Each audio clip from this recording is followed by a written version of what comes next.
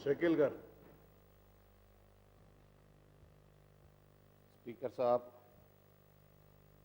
मैं आपका बहुत बहुत शुक्रिया अदा करना चाहता हूं जो शॉर्ट डिस्कशन पे development and welfare of minorities का इम्प्लीमेंटेशन प्रोग्राम किस तरीके से चल रहा है, इस पे शॉर्ट डिस्कशन के लिए मौका दिया, आपका बहुत बहुत शुक्रिया।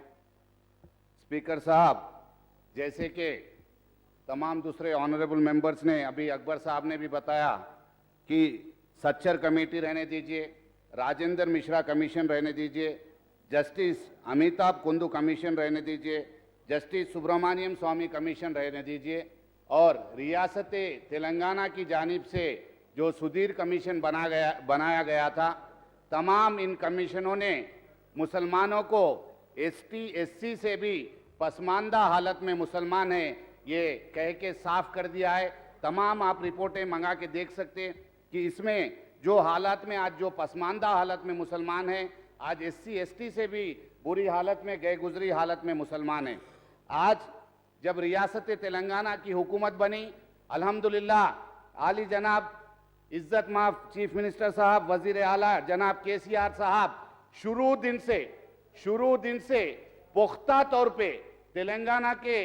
फाउंडेशन को जो है मजबूत करने के लिए कि यहाँ पे मुसलमान मौजूद है, मैं मुसलमानों के साथ हूँ। जिस दिन पहले दिन हुकूमत बनी उसी दिन यहाँ पे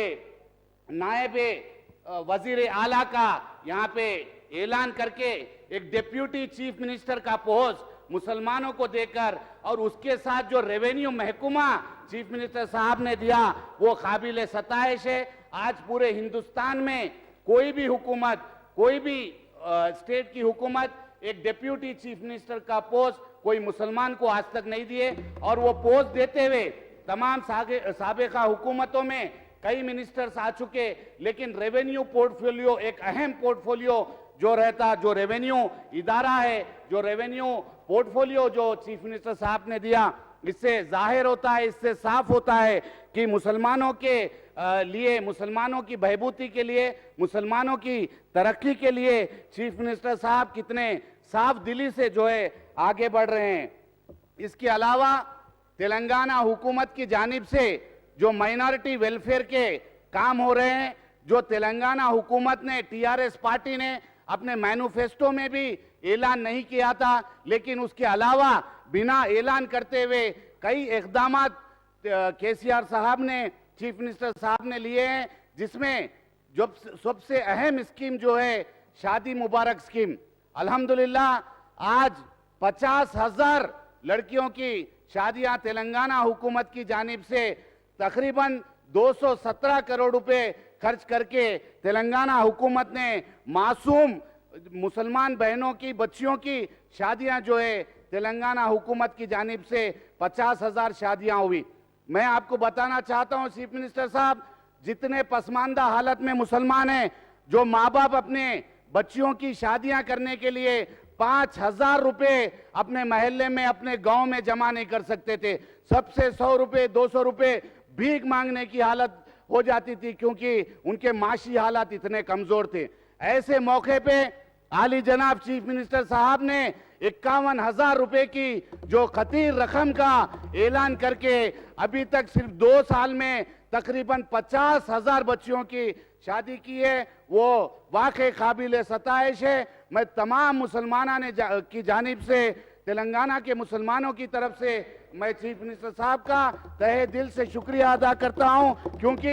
ये स्कीम पूरे हिंदुस्तान में कोई रियासत में नहीं है। जितने इक़दामात ये हुकूमत मुसलमानों की तरक्की के लिए, माइनॉरिटीज़ की तरक्की के लिए कर रही है, ये एक मिसाल बन गए दूसरी रियासतों के लिए, जिसमें से एक मिसाल जो शादी मुबारक स्कीम है। इसके अलावा Telangana state minority residential school, जो एक बुनियादी तौर पे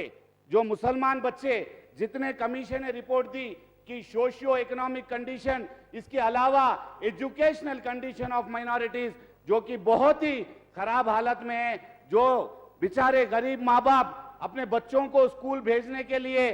फीस अफोर्ड नहीं कर सकते, इंग्लिश मीडियम स्कूल तो सोच भी नहीं सकते थे। ऐसे हालात में चीफ मिनिस्टर साहब बुनियादी तौर पे अगर मुसलमानों को इंग्लिश तालीम, रेजिडेंशियल तालीम, अच्छी से अच्छी तालीम दी जाए तो वो आगे चल के IAS, IPS officer, civil services लिखेंगे, इंजीनियर्स बनेंगे, डॉक्टर्स बनेंगे, साइंटिस्ट बनेंगे। ये सोचते हुए इससे मुसलमानों की पसमानदगी दूर हो गई। ये दूरअंदेशी से आज चीफ मिनिस्टर साहब अल्हम्दुलिल्लाह जो माइनॉरिटी रेजिडेंशियल स्कूल का कारनामा किए हैं, पूरे हिंदुस्तान में आज तक कोई रियासत नहीं की। एक गरीब माँ बाप अगर मुश्किल से अपना पेट काट के भी अगर पैसे जमा करके बच्चों की स्कूल की फीस भरते तो उनको ड्रेस लेने के लिए पैसे नहीं थे, उनको किताबें खरीदने के लिए पैसे नहीं थे, उनको स्कूल बैग लेने के लिए पैसे नहीं थे, उनको खाना खिलाने के लिए पैसे नहीं थे। ऐसे हालात में उनको साफ सुथरा रखने के लिए वो माँ बाप के पास पैसे नहीं थे। ऐसे हालात में बुक्स, स्कूल बैग, रहना, उनका खाना और तमाम जितने जरूरियात की चीजें हैं ये देते हुए अच्छे से अच्छा एजुकेशन और दीनियात के साथ जो रेजिडेंशियल स्कूल कायम किए हैं, अल्हम्दुलिल्लाह वाकई काबिल मुबारकबाद है,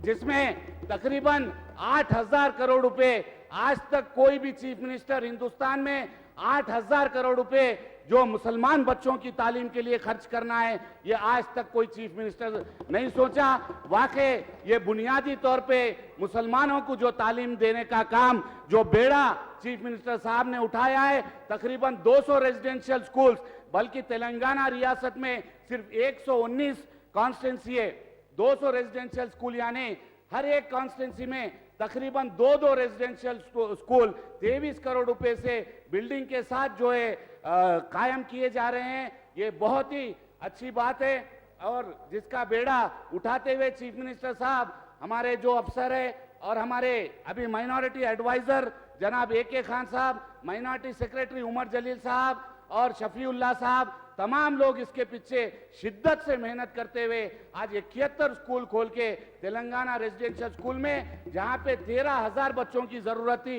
वहां पे 35,000 एप्लीकेशन आए और इंशाल्लाह अगले आने वाले सालों में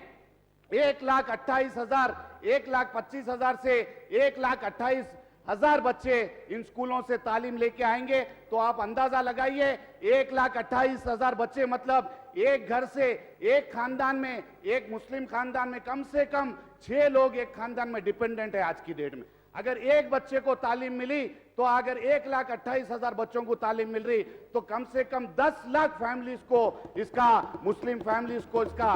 फायदा पहुंच रहा है। और ये वाकई बहुत बड़ी बात है, बहुत बड़ा कारनामा है, बहुत बड़ा अचीवमेंट है। बल्कि मैं देख रहा हूं तमाम अपोजिशन पार्टीज भी इसकी तायद में है और तमाम लोग भी जो है जाके अपने अपने हलकों में, अपने अपनी कॉन्स्टिट्यूंसीज में रेजिडेंशियल स्कूल्स का मुआयना कर रहे हैं। फेसबुक पे, सोशल मीडिया के जरिए, न्यूज़पेपर के जरिए हम लोग देखते हैं कि हर एक MLA बहुत ही खुशी से जो है, क्योंकि वो मासूम माँ बाप, गरीब माँ बाप हर एक MLA के पास ये नहीं देख रहे कि कौन से पार्टी का MLA, सिर्फ आके यही बोल रहे कि वाकई चीफ मिनिस्टर साहब की ये जो कारकर्दगी है ये वाकई काबिल सताइश है, काबिल मुबारकबाद है। ये मुबारकबाद देने हर MLA के पास वो माँ बाप आ रहे, तमाम MLAs भी माशाल्लाह बहुत खुश है। मैं चीफ मिनिस्टर साहब का बहुत बहुत शुक्रिया अदा कर रहा हूं जो एकदम उन्होंने ये लिया है। इसके अलावा प्री मैट्रिक स्कॉलरशिप और इसके अलावा ओवरसीज स्कॉलरशिप। पहली बात तो यहाँ पे बच्चों को पढ़ाने के लिए मुसलमान माँ बाप जो बच्चों को अपने पढ़ाने के लिए बेइंतहा तकलीफ में, बेइंतहा तकलीफ से खर्चे करके, मुसीबतें, परेशानियां अपने आप को बेच के, अपना खून बेच के बच्चों को पढ़ा रहे। और इसके अलावा अगर ये बच्चों को आला तालीम हासिल करना है, ओवरसीज एजुकेशन इनको हासिल करना है तो इनको बहुत बड़ी तौर पे माशी सपोर्ट इनको चाहिए। माशी इमदाद के बगैर ये कोई भी यूनिवर्सिटी में पूरे हिंदुस्तान में कहीं एडमिशन नहीं ले सकते। ऐसे हालात में अल्हम्दुलिल्लाह पहले 10 लाख रुपए ओवरसीज एजुकेशन का ऐलान 25 करोड़ रुपए ओवरसीज एजुकेशन को अलॉट करते हुए चीफ मिनिस्टर साहब ने ऐलान किया था। उसके बाद माइनॉरिटी वेलफेयर कमेटी जो असेंबली कमेटी है, इसमें जिसमें तमाम पार्टी के मेंबरात भी मेंबर है, इनके रिकमेंडेशन और तमाम मुसलमान एमएलए एमएलसी की रिप्रेजेंटेशन पे चीफ मिनिस्टर साहब ने on par with SC STs 20 lakh रुपए ओवरसीज एजुकेशन के लिए मुसलमानों के लिए देने का ऐलान किया, उसके साथ एयर टिकट फ्री। आज आप सोचिए कि पोस्ट ग्रेजुएट एजुकेशन जो आला तालीम आज जो है ओवरसीज जाके बच्चे हासिल कर रहे, ये इनके माँ बाप का एक सपना था, आज जो चीफ मिनिस्टर साहब जनाब केसीआर साहब ने पूरा किया। आपको मैं बताना चाहता हूं कि पिछले 20 साल में जब से मैं होश संभाला हूं, पिछले 20 साल में जो भी वजीर आला यहाँ पे आए 2 अल्फाज उर्दू के नहीं बोल सकते थे। मैं कभी सुना ही नहीं कि कोई चीफ मिनिस्टर उर्दू में बात करा, आज तक नहीं सुना मैं। और अल्हम्दुलिल्लाह इतनी बेहतरीन फसी उर्दू, माशाल्लाह इतनी अच्छी उर्दू, मुसलमानों का रहन सहन, मुसलमानों की हालत, मुसलमान किस तरीके से जी रहे, आज एक एक चीज का शऊर आज जो है हमारे चीफ मिनिस्टर साहब केसीआर साहब को है। आज ऐसी फसी उर्दू में हर चीज समझते हुए, दानिशमंदी से तमाम अपोजिशन की बातें सुनते हुए कोई भी अगर अच्छी सलाह दिए तो फौरन से फौरन कैच करके उसको इंप्लीमेंट करने की कोशिश की जा रही है। इसके अलावा minority study circle, minority study circle मैं आपको बताना चाहता हूं स्पीकर साहब, माइनॉरिटी स्टडी सर्कल जो है IAS IPS civil services coaching लेना, ये भी एक बहुत बड़ी चीज है जिसके लिए बहुत सारा पैसा लगता है, और ये भी जो है एक मासूम मुसलमान बच्चों के लिए ये तालीम लेना नामुमकिन बात है। आज पूरे हिंदुस्तान में एक कर्नाटक स्टेट है जहां पे सिर्फ सालाना 35 लोगों को इसकी तालीम दी जाती है, लेकिन हमारे चीफ मिनिस्टर साहब ने, केसीआर साहब ने 100 लोगों से माइनॉरिटी स्टडी सर्कल शुरू किया। उनके स्टाइफंड के साथ उनका रहना खाना खर्चा और उनकी तमाम जो है अच्छी से अच्छी एजुकेशन, अच्छे से अच्छे इदारों में, बल्कि वो वहां पे पढ़ के लिख के आईएएस आईपीएस ऑफिसर बने। आज तेलंगाना की मिसाल ले लो, तेलंगाना में मैं समझता हूं मुश्किल से 4 आईएएस ऑफिसर होंगे, 2 आईपीएस ऑफिसर है। क्यों? कि तालीम नहीं है, तालीम देने के लिए माँ बाप उनके हालात नहीं है कि उनके बच्चों को इस तरीके की तालीम दी जाए। आज चीफ मिनिस्टर साहब पुख्ता तौर पे कल तेलंगाना के हजारों साल तेलंगाना में आने वाले 100 साल तक जो भी हुकूमतें आएंगी उनके लिए आज मिसाल बन के कि मुसलमानों को फाउंडेशन बुनियादी तौर पे तालीम दे के इनको मजबूत करना चाहिए, ये एक सोचते हुए एक अच्छे मंसूबे के साथ आज अल्हम्दुलिल्लाह सीएम साहब आगे बढ़ रहे हैं। मैं तेलंगाना के तमाम मुसलमानों की जानिब से सीएम साहब का शुक्रिया अदा करता हूं। इसके अलावा दावत इफ्तार जो रमजान के मौके पे, आज क्रिसमस का मौका रहने दीजिए, रमजान का मौका रहने दीजिए, दावत इफ्तार के लिए 2 लाख मुसलमानों को तेलंगाना स्टेट में, क्योंकि सीएम साहब मुसलमानों की तहजीब तौर तरीके उनकी ईद बरात से वाकिफ है कि हर मुसलमान जो अगर रिक्शा चलाने वाला भी है या उससे भी ज्यादा मतलब कमजोर इंसान है तो वो भी जो है रमजान की ईद के मौके पे नए कपड़े पहनता है। ऐसे इसी चीज को मद्देनजर रखते हुए आज 2 लाख मुसलमानों को, फैमिलीज को, 2 लाख फैमिलीज को आज तेलंगाना हुकूमत की जाने से कपड़े फराम किए जा रहे हैं। इसके अलावा एक इफ्तार, दावत इफ्तार जो 2 लाख मस्जिदों में भी तकरीबन जो है ज्यादा से ज्यादा मस्जिदों में तेलंगाना स्टेट में दावत इफ्तार का इंतजाम किया जा रहा है। ये एक आइडेंटिफिकेशन है कि मुसलमान जिस तरीके से तेलंगाना स्टेट में मौजूद है, ये हमारी गंगा जमुना तहजीब है। ये गंगा जमुना तहजीब को हमेशा सीएम साहब शुरू दिन से तरगीब देते आ रहे हैं कि जो दावत इफ्तार है, जो हिंदू मुस्लिम क्रिश्चियन भाई भाई मिलके बैठ के रोजा खुल के एक दूसरे के साथ अपने भाईचारे का इजहार करते हैं और जो गंगा जमुना तहजीब का इजहार करते हैं, उसकी आइडेंटिफिकेशन देने के लिए आज सीएम साहब ने इतने बड़े पैमाने पे रमजान जो है यहाँ पे मनाया जा रहा है। इसके अलावा क्रिश्चियन फैमिलीज के लिए भी, तकरीबन क्रिश्चियंस के लिए भी क्रिसमस के मौके पे 15 करोड़ रुपए दिए जा रहे हैं। अभी हमारे जीवन रेड्डी साहब बोल रहे थे कि कोई दलित लोग या जो ओरिजिनल क्रिश्चियंस है वो कपड़े लेने के लिए मना कर रहे कुछ वजूहात की वजह से, लेकिन मैं नहीं मानता सर, क्योंकि मैं जिस कॉन्स्टिट्यूंसी का एमएलए हूं और मेरे तमाम जितने दोस्त है जो भी है, जहां यहाँ पे AK खान साहब भी मौजूद है जो ये तकसीम का काम देखते हैं क्रिसमस के मौके पे, मैं समझता हूं तकरीबन से तकरीबन एमएलए उनको फोन किए कि सर हमारे पास कपड़े बस नहीं हो रहे और हमारे पास कपड़े भेजिए। तो इतनी खुशी उन लोगों में है, इतनी खुशी उन लोगों में है। तो जो अच्छे एकदम चीफ मिनिस्टर साहब कर रहे हैं उसको तनकीद करने की जगह उसको मोहब्बत से जो अच्छे काम कर रहे हैं उसको अप्रिशिएट करना चाहिए। जहां पे मौजन ईमान की ऑनरियम की बात है, आज बोल रहे कि 5-5 हजार 5 करोड़ होते, 5 करोड़ नहीं होते, 10,000 रुपए के हिसाब से 90 करोड़ रुपए होते, फिर भी हुकूमत पीछे हटने वाले नहीं है, क्योंकि चीफ मिनिस्टर साहब हर किसी के साथ इंसाफ करने वाले चीफ मिनिस्टर है। आज मैं पूछना चाह रहा हूं कि पिछली रियासतों में पिछली हुकूमत में मुत्तहदा आंध्र प्रदेश में कब कब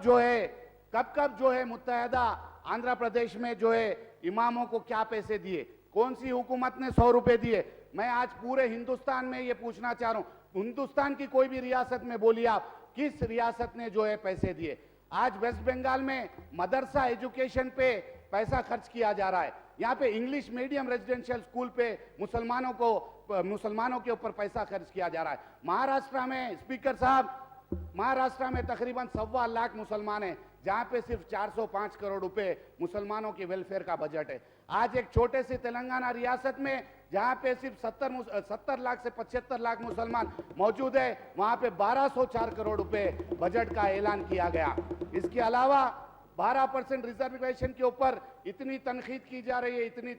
जा रही है, मैनिफेस्टो में टीआरएस पार्टी ने ऐलान किया था कि 12% रिजर्वेशन देंगे। जैसे कि अकबर साहब अभी बताए कि इसमें कॉन्स्टिट्यूशनल और जुडिशियल हर्डल्स जो आएंगे, इसको देखते हुए जो है आप काम करिए सीएम साहब बोल के बहुत अच्छा मशवरा अकबर साहब दिए। इसी चीज को मद्देनजर रखते हुए आज 2 साल से हर चीज स्टडी करते आ रहे हैं, हर चीज स्टडी हो रही है। कॉन्स्टिट्यूशनल और जुडिशियल हर्डल्स नहीं आना, कल जाके सीएम साहब बोल दिए 12% रिजर्वेशन दे दिए, कोई जाके कोर्ट में स्टे ला लिए। हम ऐसा नहीं चाहते, टीआरएस हुकूमत ऐसा नहीं चाहती, तेलंगाना की हुकूमत ऐसा नहीं चाहती। इसीलिए पुख्ता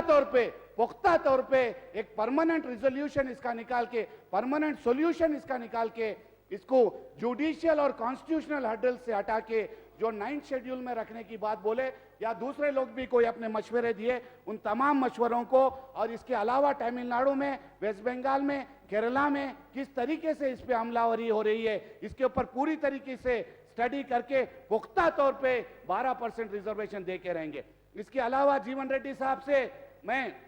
एक बहुत ही मेरे को तकलीफ हुई सुन के, जीवन रेड्डी साहब बता रहे थे कि मुसलमानों में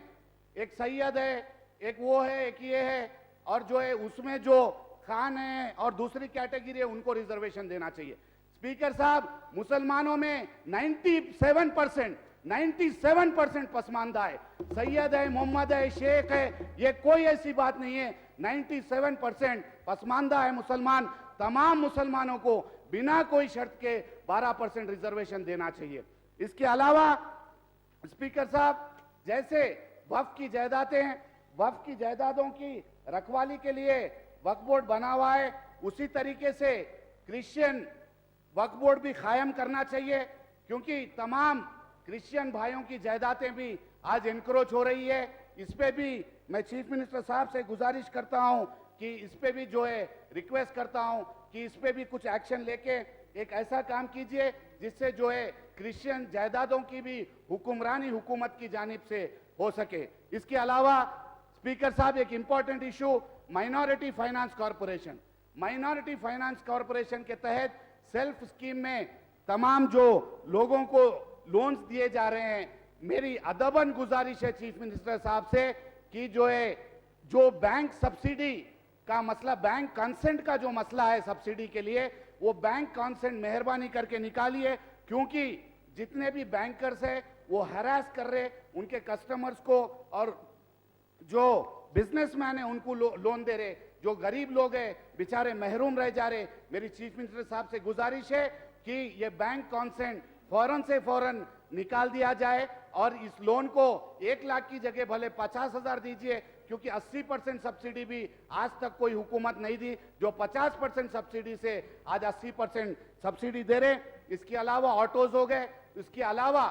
अलावा स्पीकर साहब, जो अजलाओं में, रूरल एरियाज में एग्रीकल्चर के तरफ रागिब है काफी मुसलमान, आज जो पॉली हाउसेस एससी एसटी को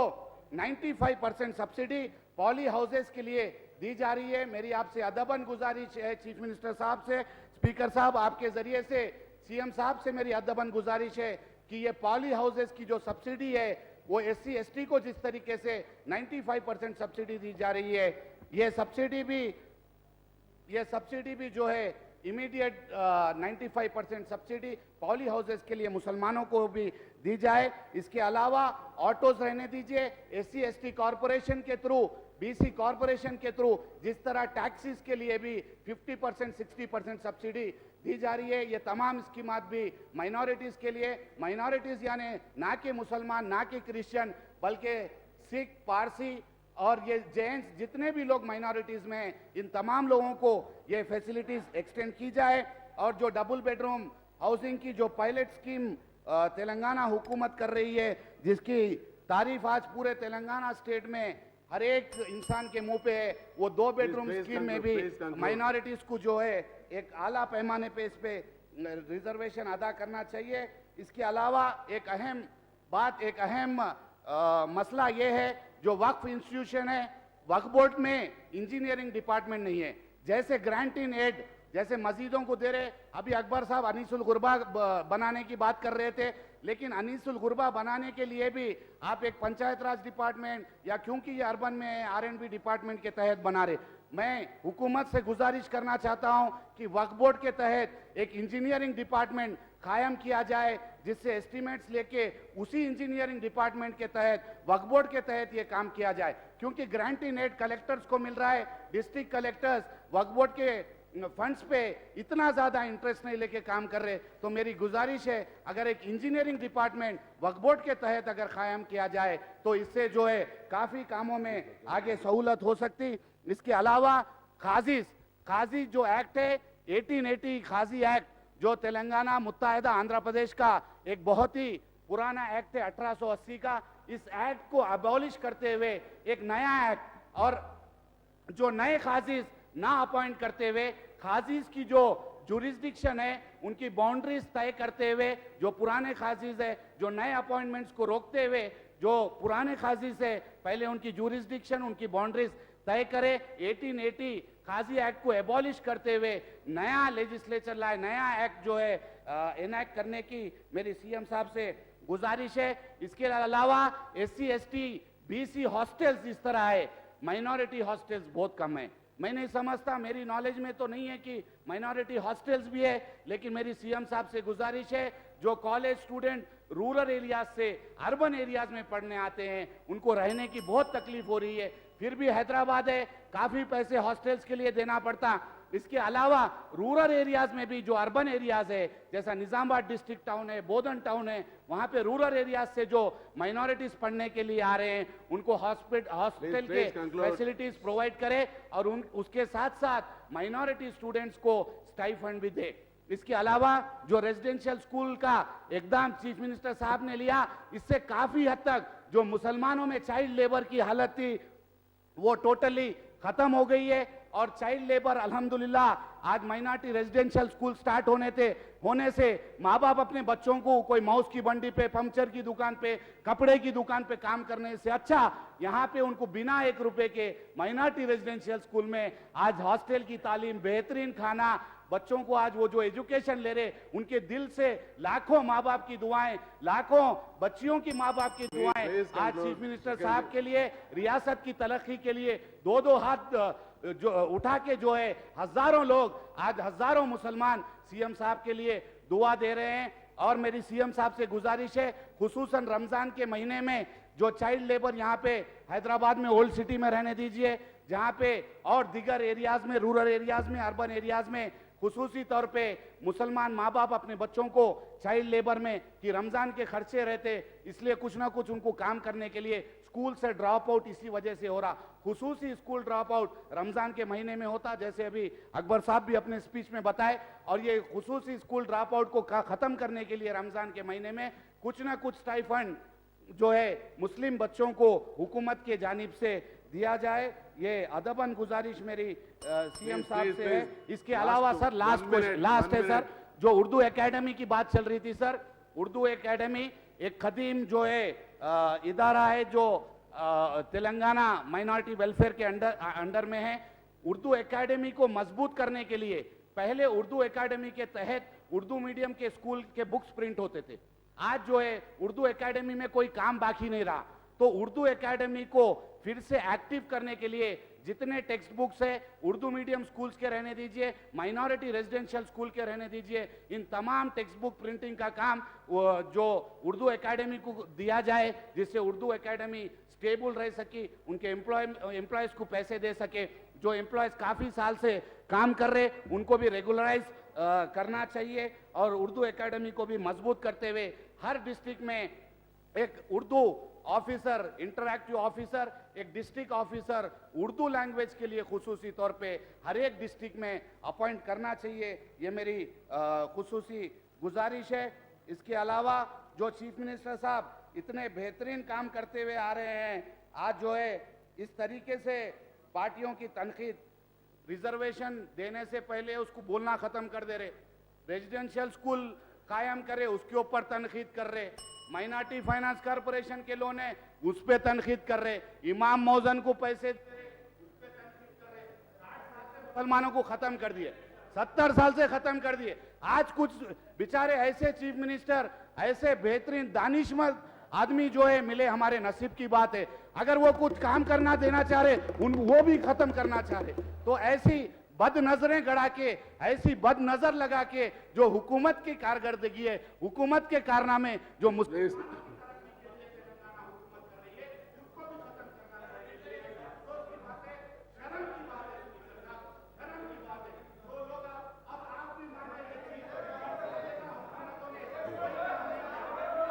रहे थे। आपकी स्पीच जब शुरू हुई, जीवन रेड्डी साहब की स्पीच शुरू करते हुए जीवन रेड्डी साहब बोले, मैं मानता हूं कि साबिका हुकूमत ने मुसलमानों के साथ नाइंसाफी की है। ये अल्फाज बोलते हुए शुरू करिए साहब, क्योंकि ऑन रिकॉर्ड है, आप चेक करिए। साबिका हुकूमतों में मुसलमानों के साथ नाइंसाफी हुई, ये मैं मानता हूं बोल के ये अल्फाज शुरू करें। आज ये हुकूमत इंसाफ करना चाह रही, तो भी इंसाफ आप लोग करने नहीं दे रहे। ऐसे बेहतरीन चीफ मिनिस्टर जो अकलियती दोस्त है, अकलियतों के लिए रामचंद्र रेड्डी यार,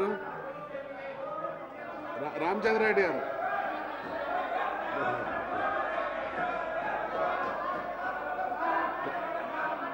प्लीज लिसन, शकील गारू दुआ देने 1 सेकंड, ऐसे शकील गारू 1 सेकंड,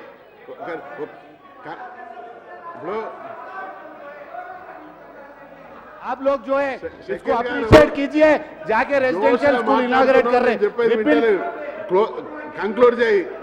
कॉर्पोरेशन लोना दे रहे, कारा बांट रहे, ऑटो बांट रहे, रेजिडेंशियल स्कूल खोल रहे, यूनिफॉर्म दे रहे, टेक्स्ट बुक दे रहे, कंप्यूटर दे रहे, पेपर में फोटोआं खींचा ले रहे, मगर केसीआर साहब करे बोल के नहीं बोल रहे। घर घर को जाके शादी मुबारक के चेका बांट रहे, कल्याणा लक्ष्मी के चेका बांट रहे, केसीआर साहब करे बोल के नहीं बोल रहे। अच्छे कड़क कपड़े पहन के जा रहे, गांव को जा रहे, डेरा लगा रहे, 200 लोगों को चेका दे रहे, शादी मुबारक कल्याणा लक्ष्मी। वो कौन दे रहे नहीं बोल रहे, वो कौन दे रहे नहीं बोल रहे, वो बेचारे जो ले रहे उनको मालूम है, वो हाथ उठा के दुआ दे रहे। ऐसी तेलंगाना की हजारों बेटियों की आज शादियां करके तेलंगाना की मासूम बच्चियों की जिंदगी संवार दिए ऐसे चीफ मिनिस्टर साहब, जो पुख्ता तौर पे, बुनियादी तौर पे, जो सुनहरा तेलंगाना हासिल करने के लिए जो बुनियादी तौर पे काम कर रहे हैं, आज जो ये काबिल सताइश है। मैं तमाम मुसलमानों की जानिब से सीएम साहब का तहे दिल से शुक्रिया अदा करता हूं। शुक्रिया।